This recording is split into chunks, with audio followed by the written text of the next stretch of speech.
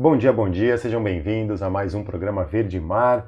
Nesse mês de setembro, a gente com uma nova configuração, fazendo o programa gravado, não é ao vivo, mas sempre com notícias fresquinhas e as últimas novidades e principais informações a respeito de questões socioambientais e pesquisas científicas publicadas recentemente, principalmente nessa relação da área ambiental. Isso é muito importante. Eu já reforço o pedido para quem ainda não fez, se inscreve no canal, dá aquele joinha e ativa o sininho para sempre receber notificações quando tiver novidade por aqui. Então a gente vem com as notícias principais aí do dia, da semana, começando no site do Observatório do Clima, que eles trazem a informação que as queimadas em agosto confirmam que o exército fracassou na Amazônia.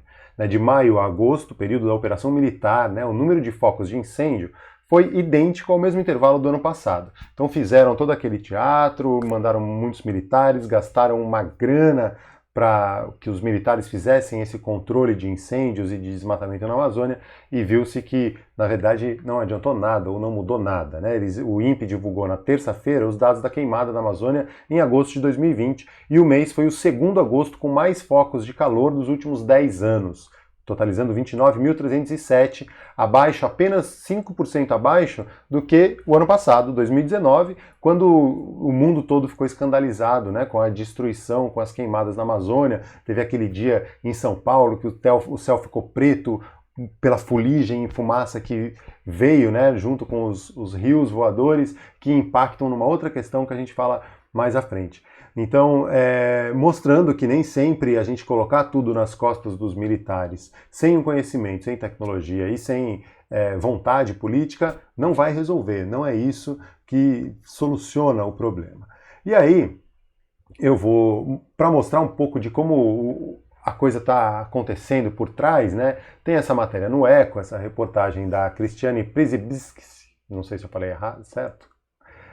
Przybylski, eu acho que é assim. Falha na fiscalização ambiental não é devido à falta de verbas, dizem especialistas. A confusão gerada pelo ministro, a gente falou isso aqui na segunda-feira, que sexta-feira o Ministério do Meio Ambiente lançou uma nota dizendo que ia acabar com a fiscalização de queimadas e desmatamento na Amazônia e no Pantanal porque tinha tido um contingenciamento de verbas do Ministério da Economia. E aí depois o Hamilton Mourão, que é quem está, o vice-presidente da República, que está responsável por esse combate ao desmatamento e ao incêndio na Amazônia com os militares, desmentiu, e aí teve um mal-entendido e 3, 4 horas depois lançaram uma nova nota dizendo que era tudo um mal-entendido, a gente vai continuar assim e tal. Então, na verdade, o que a gente vê é uma descoordenação muito flagrante e talvez seja até proposital, porque na verdade, estamos falhando contra o desmatamento, contra as queimadas. Então, tem a notícia aqui no Eco, falando todos esses números e como esses desencontros de informação, na verdade, estão maquiando ou escondendo um problema que é muito mais grave, é falta de pessoal e equipamento.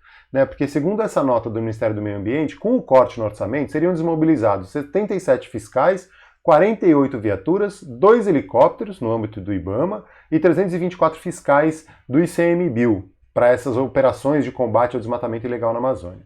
Se a gente for considerar a Amazônia Legal tem uma extensão de mais de 5 milhões de quilômetros quadrados, significa que cada um desses 401 agentes aí somados IBAMA e ICMBio teria que ficar responsável ou é responsável por fiscalizar uma área um pouco mais de 13 mil quilômetros quadrados, ou o equivalente a 8 vezes o município de São Paulo. Então, cada fiscal desse tem uma área enorme para fiscalizar, sem equipamentos. E isso é uma área, além de tudo, no meio da floresta, com um transporte super complicado, porque você tem que ir de barco, não tem o helicóptero o tempo todo para passar sobrevoando e para fazer esse monitoramento. Para isso existem também os satélites, por isso que é importante valorizar o que o INPE faz com o DETER e o PRODES, que são 2 programas de controle aos incêndios e desmatamento na Amazônia. Então é importante que isso seja olhado e a gente está negligenciando isso. A gente não, o governo federal, mas ele nos representa, infelizmente. Então essa matéria aí no Eco mostra que na verdade não é por falta de verbas que o problema da fiscalização na Amazônia e no Pantanal, ou a fiscalização ambiental no Brasil como um todo, mas é porque não tem realmente pessoal suficiente e fica nas costas daqueles servidores abnegados de irem atrás e resolverem o problema no braço, né, quase assim. E aí eu vou para outra notícia aqui, mostrando como isso na prática vai refletindo, né? No site De Olho nos Ruralistas, que é um observatório do agronegócio no Brasil, eles trazem a notícia ali de fogo numa fazenda de eucalipto e soja que ameaça uma comunidade quilombola no Maranhão. E disso a gente inclusive recebeu algumas imagens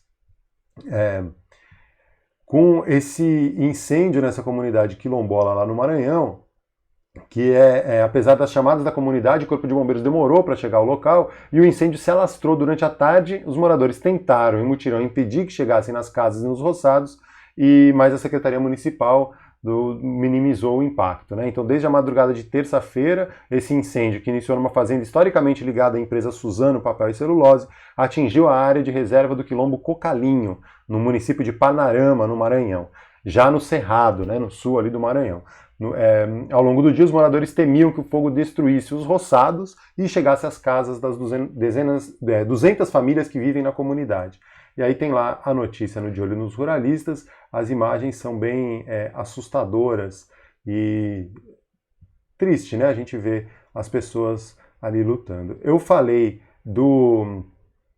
dos servidores do ICMBio, os fiscais e tal, e a gente tem uma triste notícia, na verdade, que era de quem estava na linha de frente aí do combate ao fogo, e acabou, né, o analista ambiental Wellington Pérez faleceu ontem, terça-feira, dia 1º de fevereiro, no dia 21 de agosto. Ele teve 80% do corpo queimado no combate ao incêndio do Parque Nacional das Emas, estava internado em estado grave e acabou morrendo nessa terça-feira. Então, além de ter pouco pessoal, o pessoal que está na linha de frente acaba sofrendo, né, e se expondo a riscos como esse.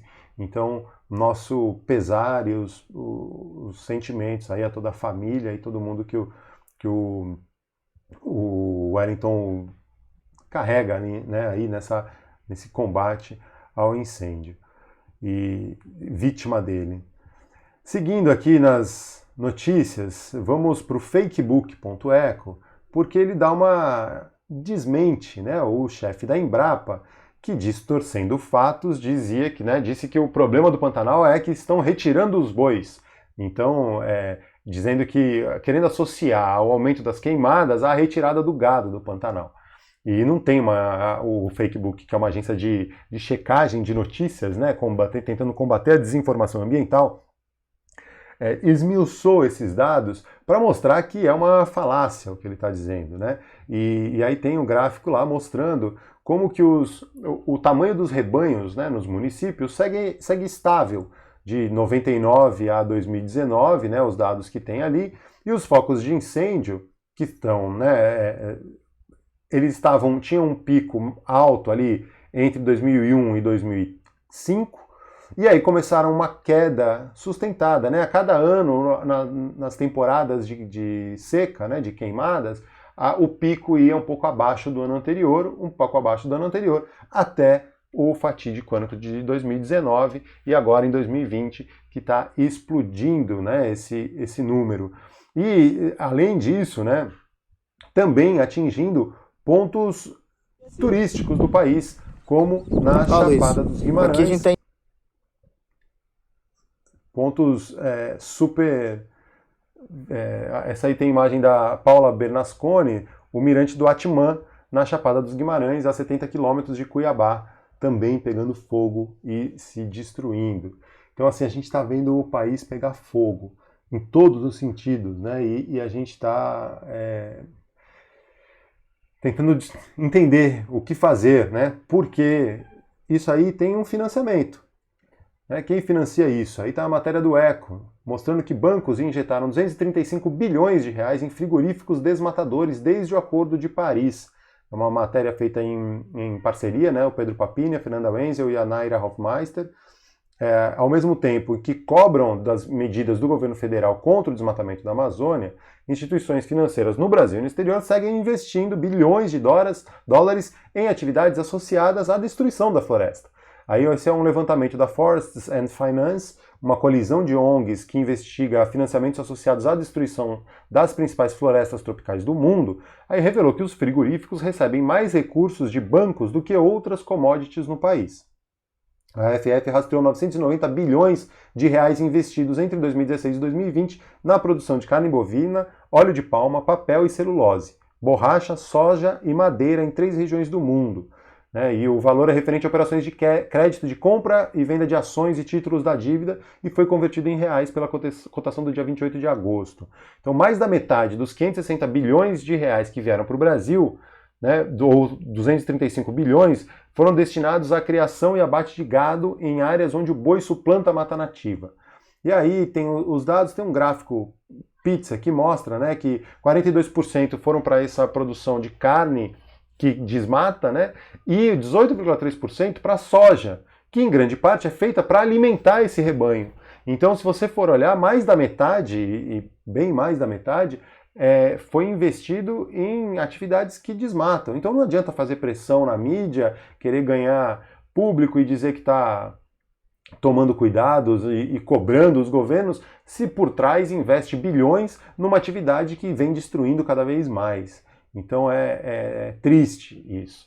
E esse desmatamento na Amazônia reflete em seca em outras regiões, inclusive no Pantanal, e aqui uma matéria do Conexão Planeta mostrando essa conexão com o Paraná, essa possível conexão com o Paraná, porque o estado está em crise hídrica, estado de crise hídrica, o governo estadual decretou emergência hídrica por 180 dias, numa época em pandemia, com todo mundo precisando lavar as mãos, como recomendação básica, e as pessoas sem água. E está permitido agora, então, pelas empresas fornecedoras, a suspensão do abastecimento de água no rodízio por 36 horas. Então, é nada animador. E a relação disso com o desmatamento na Amazônia pode ser muito grande, porque a gente sabe da existência dos rios voadores, a umidade toda da Amazônia que evapora com o calor e bate nos Andes e vem descendo pelas correntes, assim como as fumaças vieram para São Paulo o ano passado, e a gente viu na prática, isso acontecendo, também acontece com a água, com a umidade, e que controla o regime de chuvas nas regiões centro-oeste, sudeste e até no sul do país. Então, muito provavelmente, não é comprovado cientificamente que a região sul também é tão impactada por esses rios voadores, mas a gente deduz e acredita que tem a ver, e se não tiver a ver, tem a ver porque tudo é conectado. Não temos como a gente fugir, a gente não tem como fugir disso. O planeta está conectado. Se a gente desmatar do outro lado do planeta, se a gente poluir o oceano do outro lado do planeta, a gente vai sofrer aqui mais cedo ou mais tarde. E o Paraná está sentindo isso nesse estado de emergência climático.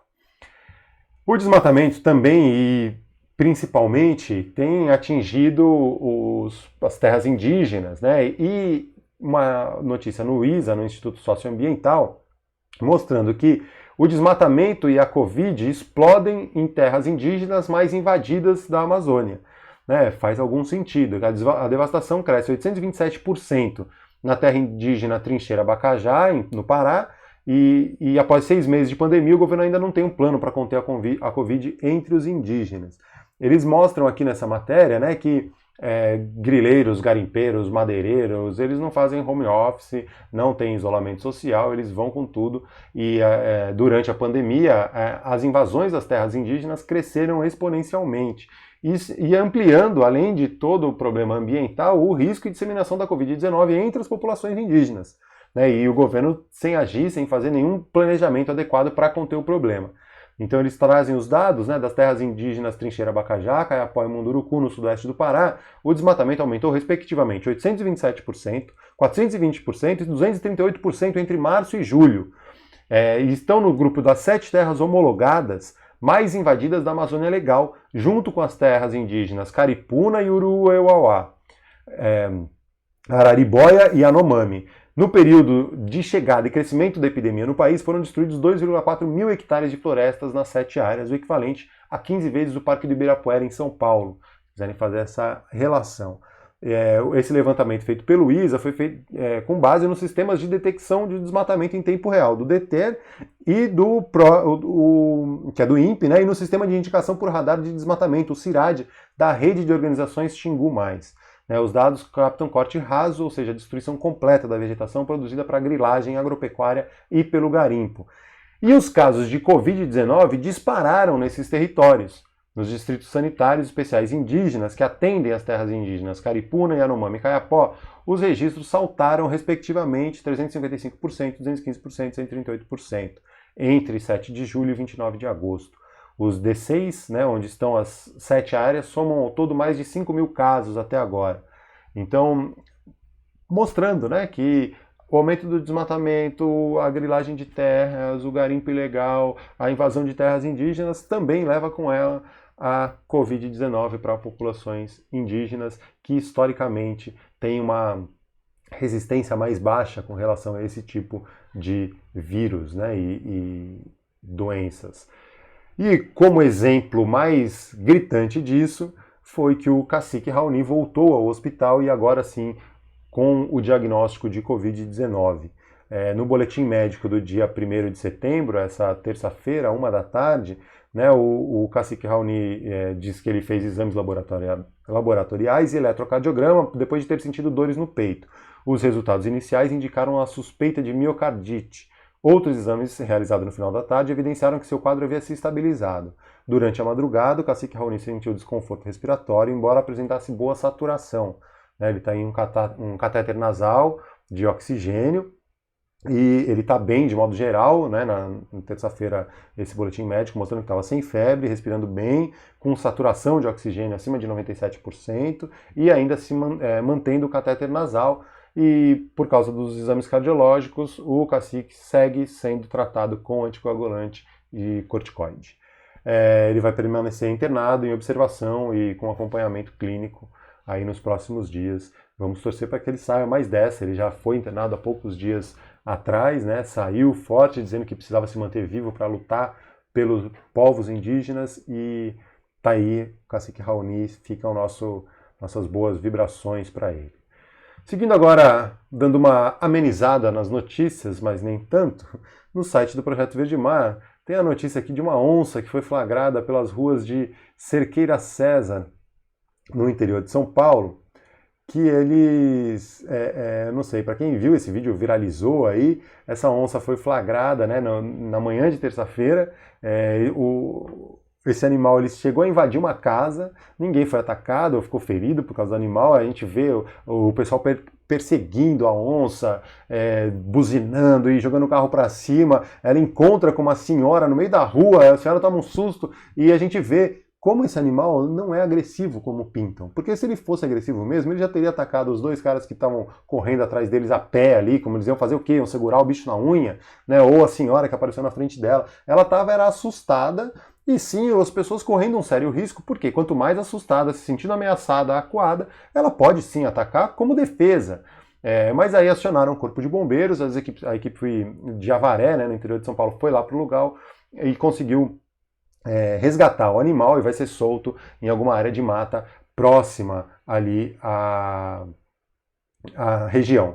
Então, se encontrarem uma onça ou qualquer tipo de animal silvestre, selvagem, na cidade ou em algum lugar, acionem as autoridades competentes e aguarde. Não tente perseguir, não faça como esses senhores fizeram. E o vídeo está lá no site do Projeto Verde Mar.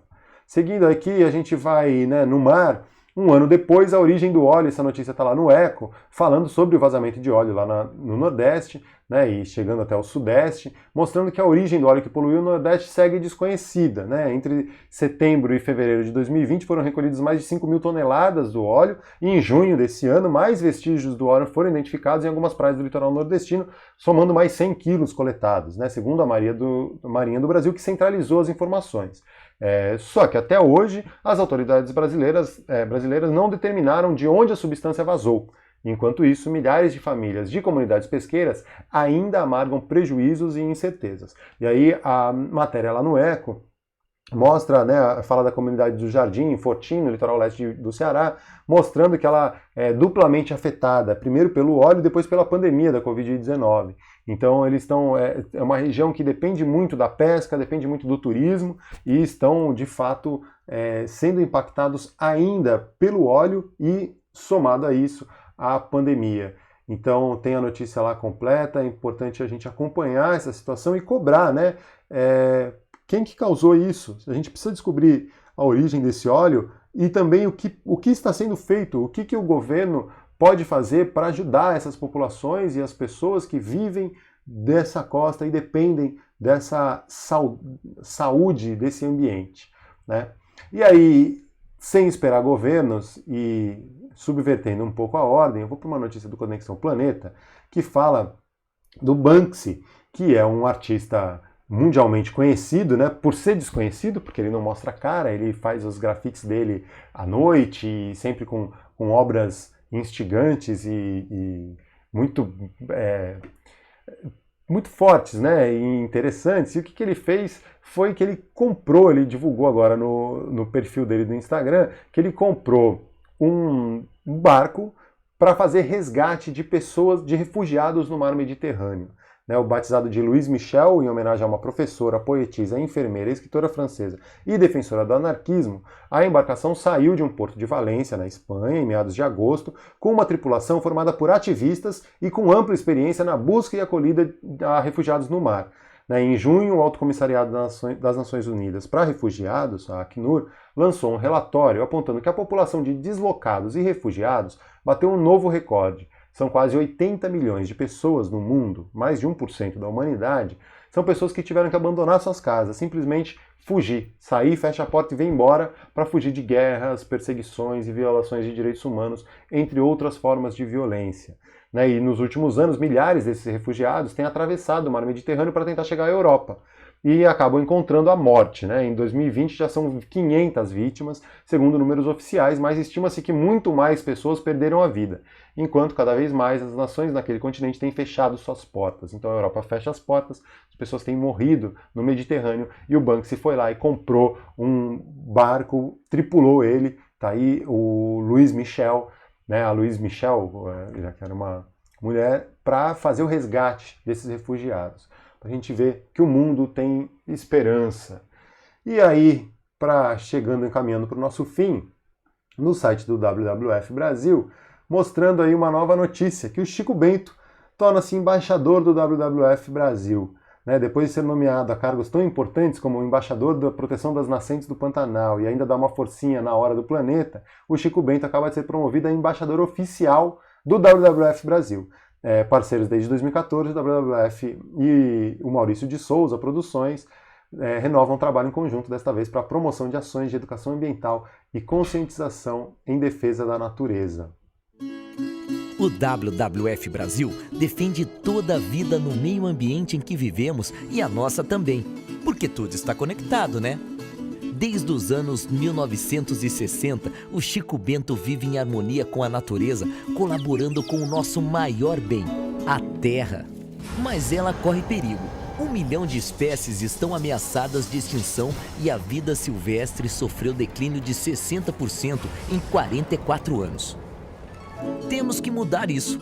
O Chico e o WWF Brasil se uniram para mostrar que juntos é possível.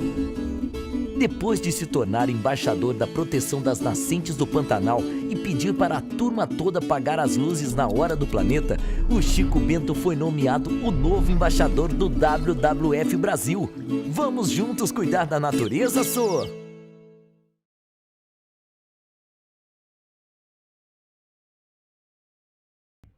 Tá aí Chico Bento, embaixador do WWF Brasil. Sempre bom envolver empresas brasileiras e as crianças nessas questões. Valeu, gente! Estamos chegando ao final. Vamos, antes de finalizar, dar aquela passada no Instagram do Projeto Verde Mar para ver o que está aparecendo aí na nossa timeline, começando com o post do Projeto Somos do Mar. O casal, a Julie e que saíram lá de Santa Catarina, Na verdade, eles saíram do Rio Grande do Sul, eles são de Santa Catarina, mas saíram do Rio Grande do Sul subindo com um motorhome. A intenção era realizar várias atividades, uma peça de teatro, atividades de educação, mutirões de limpeza, coleta de dados, mas eles foram pegos pela pandemia no meio do caminho, No estado de São Paulo eles estavam ainda e ficaram parados. E aí eles fazem um post, aí, fazendo um balanço geral, na verdade, mostrando uma imagem feita em Ilhabela, que foi a última coleta sub que eles fizeram. Eles já coletaram amostras do lixo no mar no Rio Grande do Sul e a São Paulo, e um potente indicador socioambiental que mostra as nossas falhas como espécie, individuais e coletivas. Muito legal o projeto, vale a pena acompanhar. Eles fizeram uma campanha de financiamento coletivo para conseguir viabilizar essa viagem deles e estão aí na estrada e lidando e contornando a pandemia. E aí, seguindo aqui mais um post da Oceanographic Magazine, pedindo a petição, né, para que o Reino Unido, pelo banimento da importação de barbatanas de tubarão pelo Reino Unido, e uma petição ali para assinar. Seguindo o post do EcoSurf Oficial, mostrando a Jureia, como que tá, né, as praias isoladas do litoral sul paulista que estão em áreas protegidas geralmente possuem uma fisionomia que demonstra claramente a transição de sua vegetação entre a área do pós-praia para a Baixa Restinga e toda a sucessão florestal da Mata Atlântica. Por vezes, o cordão arenoso não reflete a realidade da praia no que diz respeito à poluição nesses ambientes. Nestas imagens, né, que eles mostram no post, tem o antes e o depois de uma ação do EcoSurf do projeto Limpeza de Praia e uma unidade de conservação. A diferença dos resíduos lá espalhados toda no meio da vegetação e aí a limpeza, né, que a maré muitas vezes carrega lá para dentro. Então, seguindo aqui, eu vou finalizar com um post da Frente Parlamentar Ambientalista, mostrando que eles apresentaram a candidatos às eleições municipais uma agenda para garantir o desenvolvimento sustentável. Então tem lá no site da Câmara dos Deputados essa agenda que a Frente Parlamentar Ambientalista está apresentando aos candidatos a prefeito, e a gente tem eleição esse ano e é muito importante que fiquemos ligados no que está acontecendo. Certo? É isso, gente. Muito obrigado. Essas foram as principais notícias desta quarta-feira, dia 2 de setembro da pandemia de 2020. Reforço o pedido aí para quem ainda não fez, se inscrever no canal, dar aquele joinha, ativar o sininho e divulgar aí para as pessoas cada vez mais estarem conectadas conosco nas notícias e informações de questões socioambientais e pesquisas científicas publicadas recentemente. Valeu, gente! Muito obrigado! Até a próxima sexta-feira estaremos de volta. Até mais!